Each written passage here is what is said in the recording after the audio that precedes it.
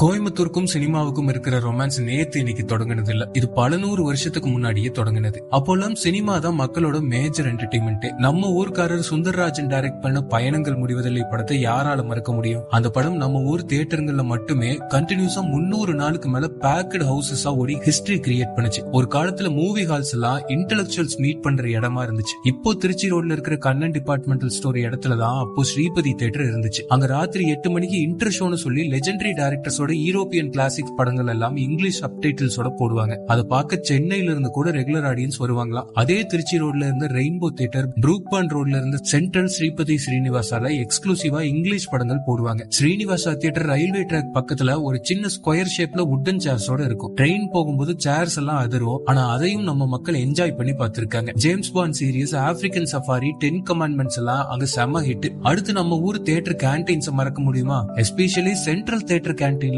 Annapurna serve பண்ண கீரை வடையும் காஃபியும் செம ஃபேமஸ். அது போக ஜாஃபர்ஸ் ஐஸ்கிரீம், தேங்காய் பிஸ்கட், சோடா, கூலர்ஸ், முறுக்கு, சமோசா, மரவள்ளி சிப்ஸ், பொரின்னு அந்த மெனுவே வேற லெவல்ல இருக்கும். எம்ஜிஆர் சிவாஜி படங்கள் எல்லாம் ரிலீஸ் வருதுன்னா ராயல், ராஜா, சென்ட்ரல் தியேட்டர்கள்ல கிலோமீட்டர் கணக்குல பைசைக்கிள் கியூஸ் இருக்கும். டிக்கெட் வாங்க மக்கள் சைக்கிள்ஸ் லைன்ல நிப்பாட்டி வச்சு ரிசர்வ் பண்ணுவாங்க. தியேட்டர்கள் திருவிழா கோலமா இருக்கும். தியேட்டர் முன்னாடி அந்த படங்களோட பாட்டு புக் சேல்ஸ் எல்லாம் அமோகமா இருக்கும். சென்ட்ரல் தியேட்டர்ல ஆல் தட் ஜாஸ்ங்கிற படம் கண்டினியூஸா 7 நாள் ஓடிச்சு.